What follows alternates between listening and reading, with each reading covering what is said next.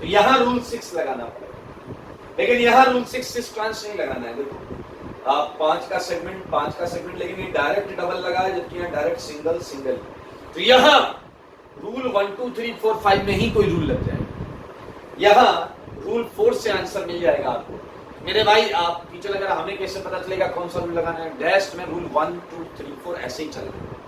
यहाँ पर आप साफ साफ देख लें, ये सेगमेंट बिल्कुल सेम है बट ये सेगमेंट अलग अलग है। तो आप अगर इसे करेंगे देन यू गेट कि ये जेड, ये सॉरी मैंने गलत बोला, ये ई है। लेफ्ट में इसकी प्रायोरिटी ज्यादा आएगी और राइट में इसकी प्रायोरिटी ज्यादा आएगी। इसकी प्रायोरिटी तो यहाँ से आ रही है और इसकी प्रायोरिटी में देखें, यहाँ डुप्लीकेट करोगे तो एडिशनल कार्बन आएंगे। तो एक कर लीजिएगा 7 ई है, वैसे आप इसे चेक करिए, ये ई। और इसी के साथ we just finished E and Z system along with CIP rules. E and Z system along with CIP rules. तो इसे आप जस्ट देख लें, ध्यान से समझ लें, लिख लें और हम स्टार्ट करेंगे अगला टॉपिक। अगला टॉपिक कौन सा है? अगला टॉपिक है calculation of geometrical isomers.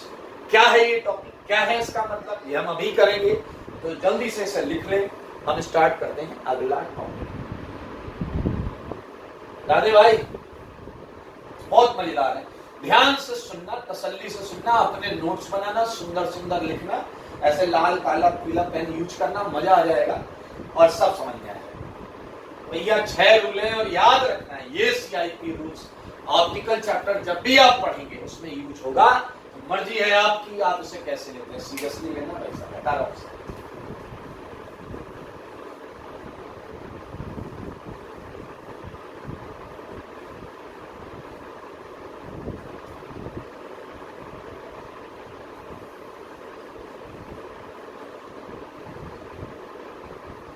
Okay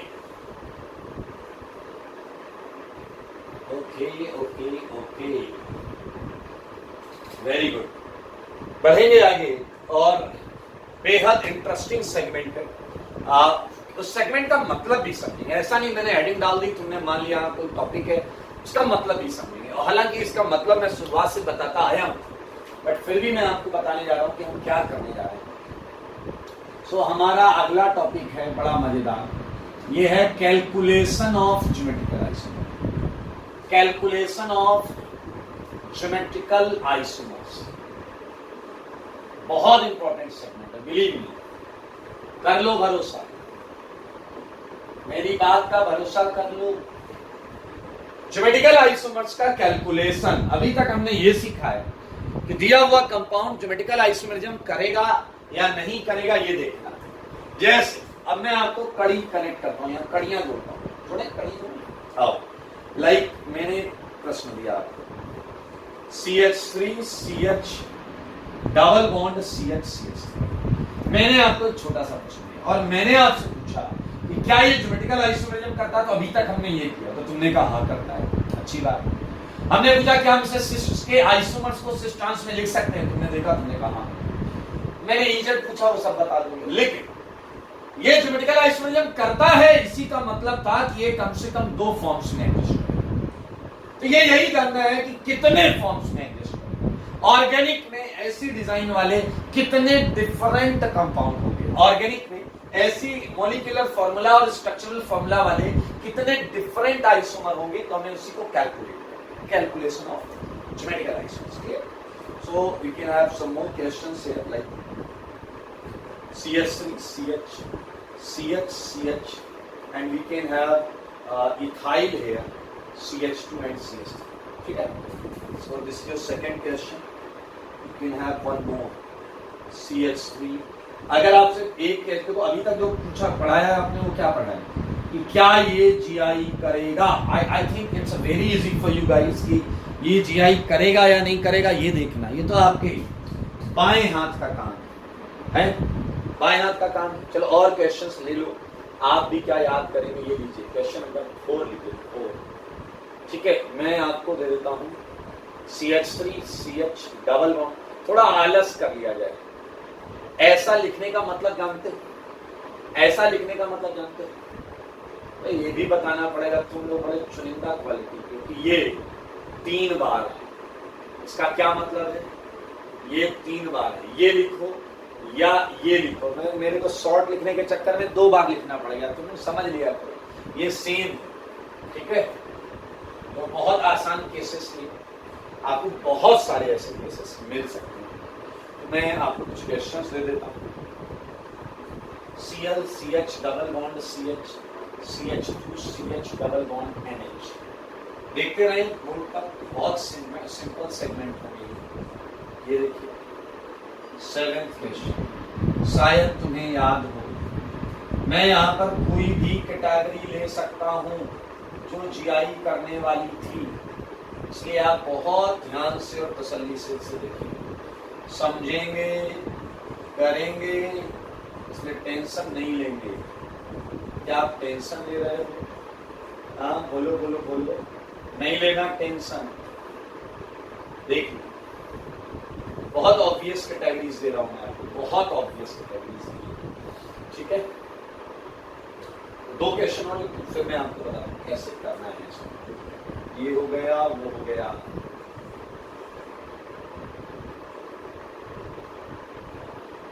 like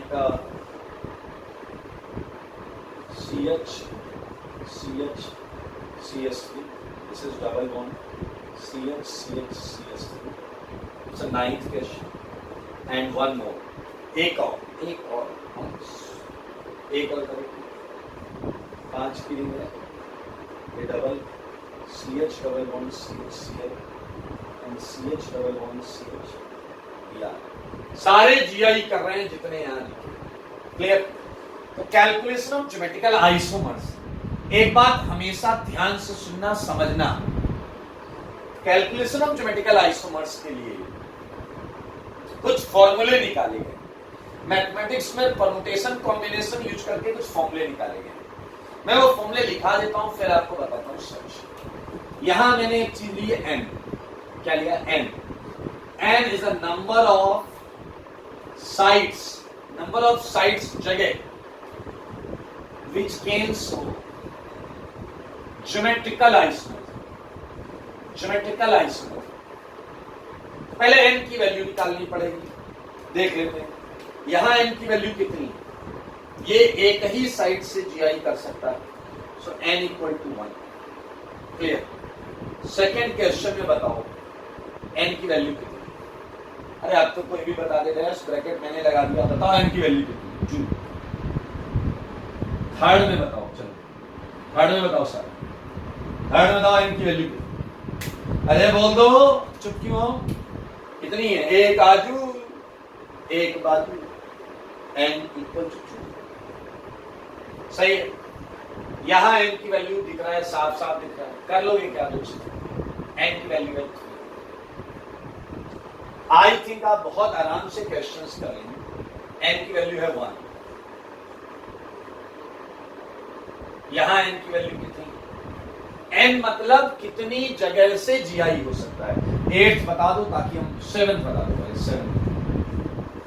7th बता दो सारे। 7th में कितना है n की वैल्यू कितनी? 7th में n की वैल्यू, आपको डबल बॉन्ड नहीं गिननी है डैश, वो साइड गिननी है जिसके क्रॉस जीआई होता है। मुझको ऐसा लगता है एक तो n ये होगा, cumulative with odd number of double bonds, cumulative with odd number of double bonds, और एक से भी होगा। क्या आपको भी ऐसा लगता है? सच मेरे भाई 8, 9, 10 में आप खुद करिएगा n कितना है। तो once you calculated n, now 2 cases होते हैं मेरे भाई permutation combination.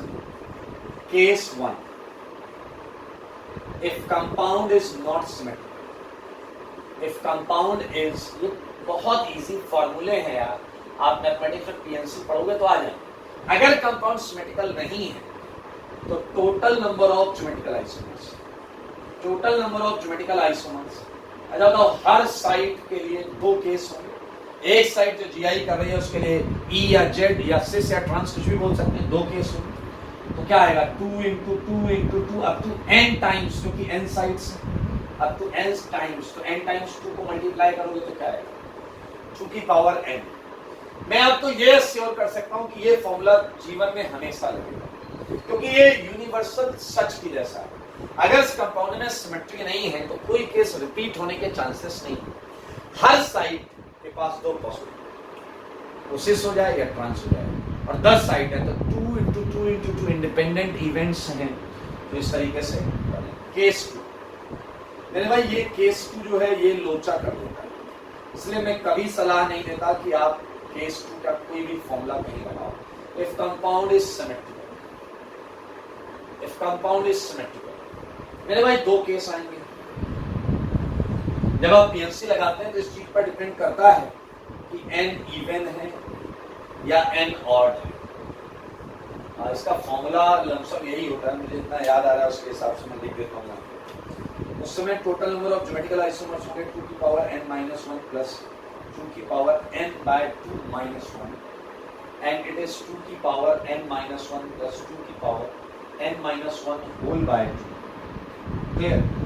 And believe me, it's not always true to use symmetrical condition formula कि आपको exact answer मिले, because these formulas are derived for very ordinary cases like linear cases. यहाँ तो लग जाएंगे, यहाँ लग जाएंगे, लेकिन जैसे ही मैंने कुछ ब्रांचिंग या साइक्लिक सेगमेंट में कुछ केसेस देने चालू किए, ये फॉर्मूला नहीं लगेगा। पीछे लगेगा फिर क्या करेंगे, अरे आप फिर फॉर्मूला नहीं लगाएंगे, फिर लगाएंगे दिमाग और उससे निकालेंगे आंसर। पीछे लगेगा ये ऑब्जेक्ट जो है वो लगाने नहीं दे रहे हैं फॉर्मूला, और जो नहीं है उसे लगाने की वकालत कर रहे हैं। मेरे हिसाब से तो दिमाग लगाना पड़ेगा। जब सिमेट्रिकल लीनियर केस में लगा लें, सही आंसर आएगा। चलें कुछ क्वेश्चंस करें। मेरे भाई पहले में तो n इक्वल टू 1 है, तो n equal to 1 I think it be very easy case. दो केस होंगे इसके, आप चाहें तो हमें काउंट ही करना है, लेकिन अगर आप चाहें तो उन कंपाउंड्स को ड्रॉ भी कर सकते हैं। 5-6 तक आंसर आ रहा है तो ड्रॉ कर लेना, उससे ज्यादा आ रहा है तो ड्रॉ मत करना, काहे को इतना टाइम थोड़ी करेगा। इसके दो ज्योमेट्रिकल आइसोमर है, एक सिस फॉर्म होगी, एक ट्रांस फॉर्म होगी। मेरे भाई बहुत क्लियर सिमेट्री नहीं है, इस किनारे पर मिथाइल है, इस किनारे पर इथाइल है। कोई डैश ये भी कह सकता है ये मिथाइल, अब बोलो अबे डैश डबल बॉन्ड से मिथाइल जुड़ा है, डबल बॉन्ड से इथाइल जुड़ा है, तो सिमेट्री नहीं है। तो इसके केस होंगे 4। इसके केस कितने होंगे? 4। टोटल आइसोमर होंगे 4। क्या आप ये चारों आइसोमर देखना चाहते हैं? ऐसे ही मन कर रहा मेरा कि आपको मैं चारों आइसोमर बना दूं। इस डबल पर भी कंडीशन, तो एक कंडीशन होगी सिस ट्रांस, ट्रांसिस ट्रांस ट्रांस। तो आप चाहें तो ये बना भी सकते हैं, सारे लोग देखेंगे, देख लेना। दोनों डबल बॉन्ड सिस बनी हुई, दोनों डबल बॉन्ड सिस है, ये सिस है, ये सिस है। अब मैंने क्या किया, ये तो सिस है, ऐसा जरूरी की बड़ी फाइट है। पहले वाली को मैंने ट्रांस कर लिया और दूसरी वाली सिस है। देख लो छोटा छोटा सा लिखा है, पहले वाली ट्रांस है, दूसरी वाली सिस है। पहले वाली भी ट्रांस है और दूसरे वाली भी ट्रांस है। और एक केस और है, बताओ क्या? पहली सिस और दूसरी ट्रांस। देख लो सारे, देखो मेरे भाई ये चारों आइसोमर्स हैं। तुम कुछ भी कर लो, ये चारों अलग हैं, कितना भी घुमा लो, आड़ा तिरछा कर लो, ये कभी सेम हो ही नहीं सकते। अलग अलग है, cis cis trans cis trans trans cis trans, 4 isomers हैं। मैं फिर से बोल रहा हूं, नंबर बताना इंपॉर्टेंट है। यहां बना लीजिएगा आप, जैसे देखें 4th में सिमेट्री नहीं है, एक तरफ मिथाइल एक तरफ फिनाइल, तो इसका आंसर होगा 2 की पावर 3 8। क्या होगा आंसर? 2 की पावर 3 8। यहां सिमेट्री नहीं है, इधर Cl है, इधर नाइट्रोजन है, इसका आंसर होगा 2 की पावर 2 4। मेरे ख्याल से कर लेंगे आप, सही है या नहीं? सो बहुत इजी, बहुत आसानी से आप कर लेंगे। तो मैं ये क्वेश्चन हटाऊंगा और मैं और क्वेश्चंस आपको दूंगा। और जब भी आप ऑप्टिकल आइसोमेरिज्म पढ़ेंगे तो उसमें हम और क्वेश्चंस करेंगे। यहाँ बहुत सोच समझ के मुझे क्वेश्चन देने पड़ेंगे कि वो कंपाउंड स्ट्रिक्टली केवल जीआई करें, वो ऑप्टिकल ना करने लगे। तो इसका मुझे ख्याल रखना पड़ रहा है, तो मैं ये हटाऊंगा और कुछ और अच्छे क्वेश्चंस दूंगा जिसमें आपको दिमाग लगाना पड़ेगा, फॉर्मूले नहीं लगेंगे वहां पर, तो ये मैं हटा रहा हूं। ये मैं हटा रहा हूं और मैं आपको आगे क्वेश्चंस दे रहा हूं। अगेन दीज आर 10 क्वेश्चंस, आधे हमने कर लिए हैं। ये फॉर्मूले क्यों लिखाए गए? अगर फॉर्मूला ही पूछा जाए तो फॉर्मूला बता देना। बाकी सिमेट्रिकल के केस में मैं एडवाइस करूंगा आपको कि आप हमेशा दिमाग रखें।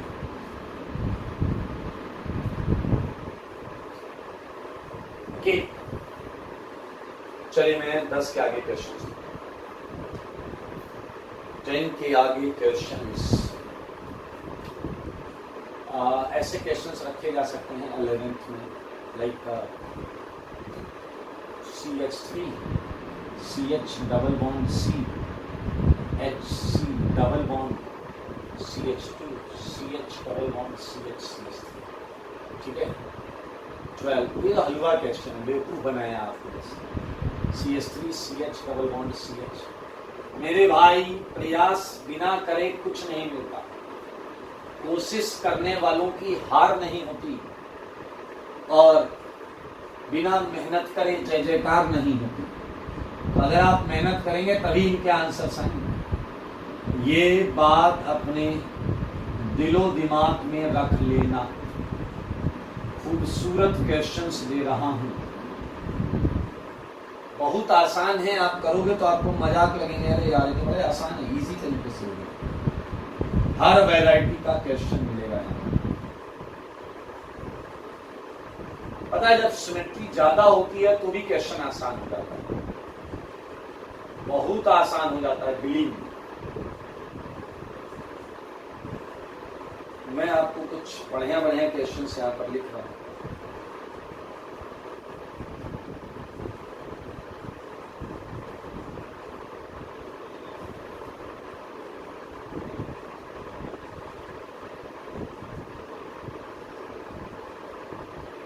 ये 15 क्वेश्चन हो गए, ये हटाऊंगा यार, कुछ और लिखने दो, ठीक है। बेटा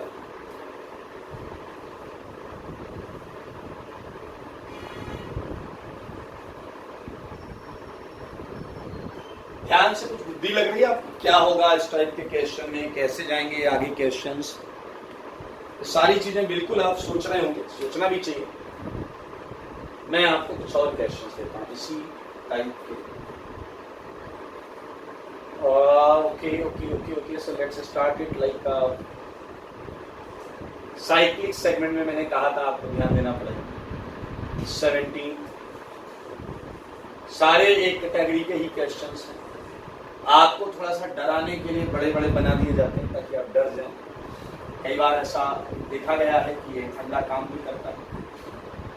18th, 19th, 20th, एक बहुत पॉपुलर कंपाउंड है जो मैं 20th में दे रहा हूं, इसका नाम है ट्रक्सिलिक एसिड। ट्रक्सिलिक, अपने को नाम से पूछा, अपने को तो आइसोमर बनाने, आइसोमर बनाने है। तो आइए मैं आपको इनमें से 2 क्वेश्चन करके दिखाऊंगा, एक इधर से करेंगे, एक उधर से करेंगे, सही रहेगा भाई? एक इधर से, एक इधर से। अब बताइए कौन सा करेंगे? ऐसा करते हैं ना, इन दोनों में से कोई करते हैं, ना इन दोनों में से कोई करते हैं। 13th करते, इजी का इजी, आपको आइडिया भी लग जाएगा, तो हल्के वाले भी हो जाएंगे और बढ़िया वाले भी हो जाएंगे। तो मैं 13th क्वेश्चन आपके सामने सॉल्व करूंगा। कैन यू बिलीव इट, ये क्वेश्चन इतनी जगह में हो जाएगा, इतनी जगह। और ऐसा इसलिए क्योंकि इसमें सिमेट्री कुछ ज्यादा ही है। क्या आप देख रहे हैं ये सेगमेंट जीआई कर रहा है, सारे देखो सारे। क्या आप देख रहे हैं 13th में ये सेगमेंट जो है ये जीआई कर रहा है, ये वाला देखो, सारे देखो। और बताओ ये वाला सेगमेंट भी जीआई कर रहा है, बिल्कुल सेम सेगमेंट, ये भी जीआई कर रहा है, बिल्कुल सेम सेगमेंट। इसी का फायदा उठाएंगे। और बीच वाला कार्बन बेचारा कुछ नहीं कर रहा है, वो sp3, वो कुछ नहीं कर रहा है। आओ बच्चों मुझे बताओ, एक टेट्राहेड्रल कार्बन पर लगी हुई 3 चीजें क्या कर रही हैं? जीआई, सारे लोग देखिए। टेट्राहेड्रल कार्बन बीच वाला, ये सेंटर, देखते रहना मेरे भाई, इससे ज्यादा हलवा कहीं मिला नहीं होगा। चले करें क्वेश्चन, आओ। इस सेंटर वाले कार्बन पर एक हाइड्रोजन लगा हुआ है, सबको दिख रहा है, एक हाइड्रोजन, देखो देखो देखो, हाइड्रोजन दिख रहा है। मैं ब्लैक से बना देता हूं। तो मेरे भाई एक हाइड्रोजन तो लगा ही हुआ है। आप बताओ ये तीन जो ज्योमेट्रिकल कर रहे हैं इनके केसेस क्या है? एक केस आप, अब आपकी मर्जी, आप सिस ट्रांस में बोलना ज्यादा पसंद करते हैं या जेड ई में बोलना ज्यादा पसंद करते हैं, बात बराबर है, तो मैं जेड ई में बोलता हूं। एक केस तीनों जेड हो। अच्छा बताओ, जब एक एच था तो ये तीनों पोजीशन आइडेंटिकल है या नहीं? बताओ, बिल्कुल हूबहू, बिल्कुल सेम आइडेंटिकल है या नहीं? क्या पिरामिड देखा है कभी जीवन में? पिरामिड देखा है? ये देखो, ये देखो, ये देखो, ये एच, अब ये तीनों पोजीशन आइडेंटिकल है, बिल्कुल एक जैसी। तो मेरे भाई एक केस ये कि तीनों जेड हो जाए। अब दूसरा केस दो जेड एक ही, मेरे भाई इसका एक ही केस होगा। आप कहीं भी ई लगाओ बात बराबर है, कहीं भी ई लगाओ बात बराबर है, कहीं भी ई लगाओ बात बराबर है। अगला केस एक जेड दो ई, उसका भी एक ही केस आएगा, उसका भी एक ही केस आएगा। कहीं भी दो ई लगाओ, ये जो मैंने ऐसा बनाया था पिरामिड जैसा, इसमें कहीं भी ई लगाओ, ई ई या ई ई, ये ई और ये ई में अगर मैं घुमा दूंगा तो सेम हो जाए। मेरे भाई अगला केस तीन ई, क्या डैश? सारे केस हो चुके हैं, इसका आंसर है 4। एंजॉय करो, 4 है इसके total geometrical isomers. Think about this, 4 है। अगर आपको लगता है नहीं सर मैं और बना सकता हूं, तो डैश तुम बनाना और ध्यान से देखना, वो इसी में बना होगा, आड़ा तिरछा लिखा होगा, वो यहीं का यहीं होगा। तो देखें कितना हलवा केस था, इससे ज्यादा टफ तो पीछे वाले लग रहे थे। इधर आते हैं, इधर कोई एक सेगमेंट ले लेते हैं। क्या आपको ये नहीं दिख रहा है कि 17 और 18 तो बिल्कुल सेम केस है? ये 3 की रिंग तो कुछ करेगी नहीं, यहां मैं तुम्हें टांग दूं तो भी सेम काम रहेगा। तो मेरे भाई ये सेम, तो अगर मैं कोई एक ले लेता हूं इसमें से, सेम केस 16 भी आएगा। वैसे मैं इससे बनाता हूं, तो सारे लोग देखो हॉरिजॉन्टल रिंग बना लो, एक हॉरिजॉन्टल टाइप में बना लो, बहुत आराम से सोचो, बहुत आराम से। 3 मिथाइल, यहां एक, यहां एक, यहां एक, और इन कार्बन पे हाइड्रोजन भी, इन कार्बन पे हाइड्रोजन। तो एक कार्बन पर 2 चीजें हैं, तो एक अप होगा एक डाउन होगा, सही है। केसेस काउंट करने, पहला केस जो 3 मिथाइल है वो एक तरफ, अब देखिए मैंने बोला एक तरफ, आपका दिमाग बोलेगा अप या डाउन। मैंने बोला एक तरफ, चलो एक तरफ को फिलहाल मैंने मान लिया अप। अब क्या आपको पता है कि मैं ऐसा क्यों बोल रहा हूं कि एक तरफ? थोड़ा सा सिस्टमेटिकल बनता सा देखिए जरा, तीनों मिथाइल अप और तीनों डाउन, ये सेम केस है, क्योंकि अगर इस रिंग को पलट दिया, इस रिंग को पलट दिया तो तीनों मिथाइल नीचे उतरे। तो सेम चीज 2 बार क्यों बनाए? तीनों मिथाइल अप, बताओ ये तीनों कार्बन हूबहू सेम है या नहीं? तीनों कार्बन हूबहू सेम है। तो भाई साहब अगला केस है, किसी एक मिथाइल को डाउन करो। मैंने भाई मैंने एक मिथाइल को डाउन कर दिया, देखो सारे बोर्ड पर, सिंस तीनों पोजीशन हूबहू सेम है, इसलिए किसी भी एक मिथाइल को डाउन करो, बात बराबर है। देखो मगर बोर्ड पर, देखो मगर बोर्ड पर, ये मिथाइल इधर था, ये मिथाइल इधर था, 2 आइसोमर्स बने, दोनों डिफरेंट है। एक ने कहा एक काम करते हैं 2 नीचे कर देते हैं, नहीं करो, 2 नीचे करना है, इस वाले कंपाउंड को पलट दो, इस वाले कंपाउंड को पलट दो, 2 ऊपर 2 नीचे हो जाएंगे तो सेम बन जाएंगे। मेरे भाई एक ने कहा तीनों नीचे कर दो, डैश तीनों नीचे, तो इसे पलटने पर आ जाता। तो क्या आपको समझ में आ गया? आपको इन 2 के अलावा कोई और ज्योमेट्रिकल आइसोमर नहीं मिलने वाला, आपको इन 2 के अलावा कोई और ज्योमेट्रिकल आइसोमर नहीं मिलने वाला। इसका मतलब इस मॉलिक्यूलर फॉर्मूला और इस स्ट्रक्चरल फॉर्मूला के ऑर्गेनिक कंपाउंड में, ऑर्गेनिक केमिस्ट्री में ये 2 डिफरेंट कंपाउंड मिलेंगे और दोनों ज्योमेट्रिकल आइसोमर्स हैं, जैसा आप देख पा रहे हैं। एंड इसी के साथ just finish calculation of geometrical isomers, ये आपका कैलकुलेशन ऑफ ज्योमेट्रिकल आइसोमर खत्म हो गया। है ना मजेदार चैप्टर? आपको और अच्छा लगेगा जब हम ऑप्टिकल आइसोमर में पढ़ रहे होंगे, कैलकुलेशन ऑफ ऑप्टिकल आइसोमर, वो उससे एक लेवल और अप रहेगा, बहुत मजेदार रहेगा। तो फिलहाल मैं ये हटाऊंगा और हम जीआई का लास्ट छोटा सा हेडिंग है, छोटी सी हेडिंग है, वो करेंगे। तो ये हटा दूं मैं, हटा दूं? करिएगा, घर में बैठ के बहुत आनंद आने वाला है, मजा आ जाएगा भाई साहब, दिल खुश हो जाएगा। अब हम थोड़ा सा छोटा सा है, 2-3-4 मिनट का टॉपिक है, वो है प्रॉपर्टीज ऑफ ज्योमेट्रिकल आइसोमर्स। क्या है वो? Properties of geometrical isomers. ठीक है, so we can have a heading properties of geometrical isomers, geometrical isomers. ठीक है, प्रॉपर्टीज ऑफ ज्योमेट्रिकल आइसोमर्स। ठीक है भाई लोग, प्रॉपर्टीज ऑफ ज्योमेट्रिकल आइसोमर्स में कुछ चीजें हमें पता है पहले से, तो उन्हीं को हमें थोड़ा और अच्छे तरीके से पढ़ना है। जैसे फर्स्ट पॉइंट में अगर मैं बात करूं स्टेबिलिटी, तो छोटे से पढ़ते आ रहे हो कि भैया जो ट्रांस होता है वो ज्यादा स्टेबल होता है। लाइक मैं आपको देता हूं ब्यूटीन, सारे लोग, तो ब्यूटीन का क्या होगा? एक ऐसा सिस होगा आइसोमर, और एक आइसोमर ऐसा होगा ट्रांस वाला। बताइए होगा या नहीं? तो मेरे भाई क्या देखा गया है कि ट्रांस ज्यादा स्टेबल होता है। क्यों?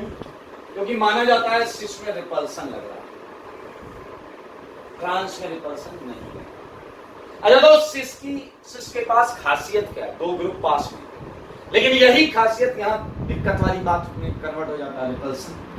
लेकिन सोचो अगर कोई केस ऐसा हो जिसमें इन दोनों में अट्रैक्शन लगता हो, तो मेरे भाई वो सिस में ज्यादा लगेगा तो पास है, ट्रांस में कम।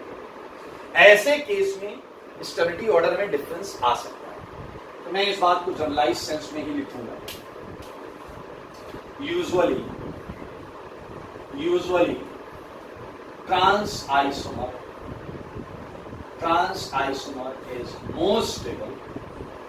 Is more stable over cis due to steric factors मतलब भीड़ भाड़, रिपल्सन, साइज की वजह से repulsion. But in case of electrostatic attraction, मान लो इस पर माइनस हो, इस पर प्लस हो, formal minus formal plus, so they would have affinity of attracting each other. Okay, but in case of electrostatic attraction, cis may dominate over trans. cis trans के ऊपर dominate कर सकता है। अब आप जरूर चाहोगे कि एक एग्जांपल हो जाता तो मजा आ जाता। आओ एक example, look at this compound, it's a 1,2-dichloroethylene, 1,2-dichloroethylene। ना इसका भी क्या होगा भाई साहब, देखो जरा, ऐसा सिस होगा, ये सिस है और ये ट्रांस है। ठीक है, तो इस पर अभी हम बात करेंगे। आइए मैं बता देता हूं, यहां स्टेबिलिटी का अगर मुझे ऑर्डर लिखना है तो मैं क्या लिखूंगा? Stability of trans greater than stability of cis. बताओ ये लिखूंगा या नहीं? क्योंकि यहाँ रिपल्सन कम है, यहाँ ज्यादा है। लेकिन यहां देखने को एक मजेदार चीज मिलती है। मजेदार चीज क्या मिलती है? दैट कि इस कंपाउंड में रेजोनेंस है, इस कंपाउंड में रेजोनेंस उसमें भी है। देखते रहना रेजोनेंस उसमें भी। तो मेरे भाई जब ऐसा रेजोनेंस तुम बनाओगे तो आप जरा ध्यान से देखो, ये हाइड्रोजन Cl ने इलेक्ट्रॉन दिए हैं, तो यहां डबल और Cl पर फॉर्मल प्लस आ गया, इस कार्बन पर माइनस आएगा, और वो माइनस Cl के वैकेंट डी ऑर्बिटल। मेरे भाई आप ये देख सकते हैं, these two are geometrical isomers. मैं तो टेंडेंसी बता रहा हूं कि Cl के ऊपर अपोजिट नेचर ऑफ चार्जेस हो सकते हैं, बल्कि है। तो आप देख सकते हैं यहां एक अट्रैक्शन होगा, यहां भी रेजोनेंस, लेकिन आपको पता है वो चार्जेस अपोजिट आएंगे, opposite. So it is observe that cis is dominating over trans in stability. ऐसा कि हमने बात की इलेक्ट्रोस्टैटिक अट्रैक्शन। एक छोटा सा पॉइंट और है, सुना है आप लोगों ने क्या? डाइपोल मूवमेंट सुना है क्या? डाइपोल में वेक्टर क्वांटिटी होती है, आपको पता है? Vector quantity. ठीक है, तो मैं एक मजेदार एग्जांपल और लेना पड़ेगा। तो अभी डाइपोल मूवमेंट में इस एग्जांपल से मजा आएगा। CH3 CH CH CH, इसके आइसोमर्स, ये है सिस और ये देखो ये है ट्रांस, सही है। अब हमने किया क्या है, यहां methyl methyl same group same nature, electron donating electron donating. यहां Cl Cl same nature, electron withdrawing electron withdrawing. यहां है इलेक्ट्रॉन डोनेटिंग एंड इलेक्ट्रॉन, ये दे रहा ये दे रहा। मेरे भाई अब देखना डाइपोल मोमेंट, अक्सर बोला जाता है कि सिस का डाइपोल मोमेंट ज्यादा होता है, क्यों होता है देखो। मिथाइल दे रहा है तो इसका डाइपोल वेक्टर ये दे रहा है, इसका डाइपोल वेक्टर मिथाइल दे रहा है, इसका डाइपोल वेक्टर ये। क्या आपको इसका डाइपोल कैंसिल होता हुआ दिख रहा है? कैंसिल होता हुआ दिख रहा है। ऐसा बोला जाता है कि सिस का ज्यादा होता है, लेकिन हमेशा नहीं। देखो mu of C, mu of cis, dipole moment को म्यू से रिप्रेजेंट करते हैं। Mu of cis dominates over mu of trans. कब? जब ग्रुप सेम नेचर के हो, सेम नेचर के हो। When attached groups contain same nature, otherwise का क्या मतलब है? अपोजिट नेचर, जैसा कि आखिरी वाला है। For otherwise mu trans dominated over mu cis। देखो देखो कैसे, आओ बताओ। यहां भी देखो, यहां भी वेक्टर चला, Cl खींच रहा चलेगा, Cl खींच रहा, कैंसिल जीरो। यहां हो, यहां मिथाइल दे रहा, Cl ले रहा, ये तो ठीक है। इसका एक कंपोनेंट कैंसिल होगा, जो इसका नीचे आएगा और इसका ऊपर आएगा, लेकिन इसका सारा ऐड हो जाएगा। नीचे जा रहे हैं ऐड हो जाएगा। मेरे भाई बहुत क्लियरली आप, मैं डाइपोल मोमेंट आपसे लिखवाऊं तो क्या लिखोगे? Mu C greater than mu D. इसके लिए क्या लिखोगे? Mu C greater than mu D, यही लिखोगे। लास्ट वाले के लिए बताओ, स्टेबिलिटी तो ट्रांस की ज्यादा है। लास्ट वाले के लिए स्टेबिलिटी तो ट्रांस की ज्यादा है, but mu C greater than mu D. Dipole moment cis का यहां ज्यादा होगा, सिस का ज्यादा। बहुत पहले की बात है, क्या तुमने बॉइलिंग पॉइंट सुना कभी? बॉइलिंग पॉइंट मेरे भाई, बॉइलिंग पॉइंट देखने के बहुत तरीके, बॉइलिंग पॉइंट देखने के बहुत तरीके, लेकिन for geometrical isomers boiling point जो होता है, it is directly proportional to dipole moment. तो मेरे भाई इसका बताओ, पहले वाले का डाइपोल मोमेंट सिस का है, तो बॉइलिंग पॉइंट भी सिस का ज्यादा आएगा। इसमें किसका है? बॉइलिंग पॉइंट सिस का,